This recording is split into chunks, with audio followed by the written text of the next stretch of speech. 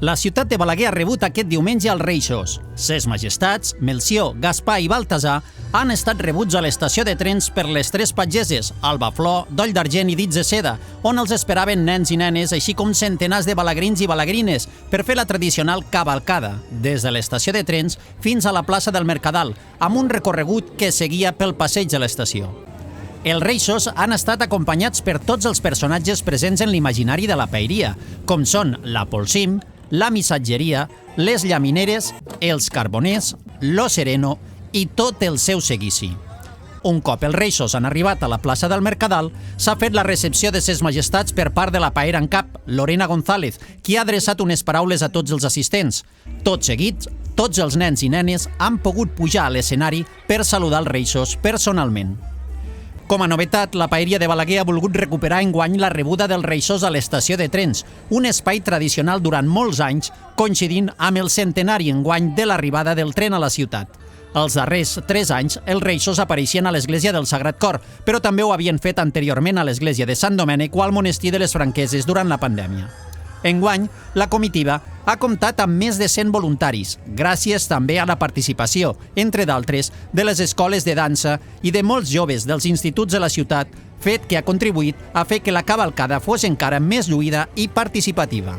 La paera en cap de Balaguer, Lorena González, s'ha mostrat molt satisfeta d'haver pogut rebre els Reixos al tren, coincidint amb el centenari de l'arribada del ferrocarril, i també per la gran quantitat de participants en la cavalcada.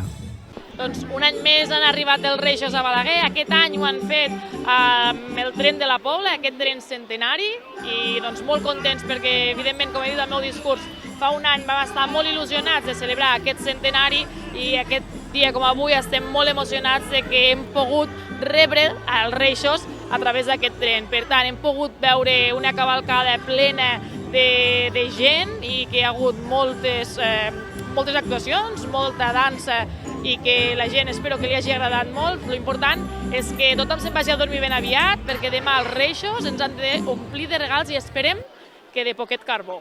2025, molta salut i felicitat. Hem d'aprendre a ser persones tolerants i respectuoses en una societat tan diversa i plural. Tolerants i respectuosos pels que arriben, però els que arriben també han de ser tolerants i respectuosos amb la gent i el lloc que els ha acollit. Serà l'única manera que podrem aconseguir mateixos drets i obligacions i una ciutat unida. Mascotes s'han de replegar. No embruteu les parets fent gargots i pintades, ni trenqueu el mobiliari urbà. Si feu tot això, Balaguer encara serà una ciutat més bonica. González ha destacat a més el discurs del rei Melcior, que ha fet una crida a mantenir Balaguer net i a fomentar la convivència.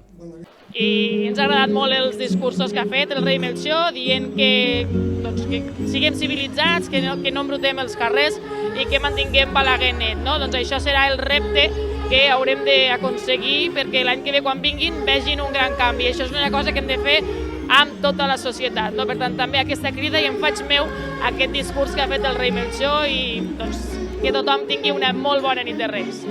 Des de la paeria també s'ha agraït la col·laboració de la Guàrdia Urbana, els bombers i Protecció Civil per garantir la seguretat de la cavalcada. Ara, la feina més important serà per Melcior, Gaspar i Baltasar, que repartiran els regals durant la nit més màgica de l'any.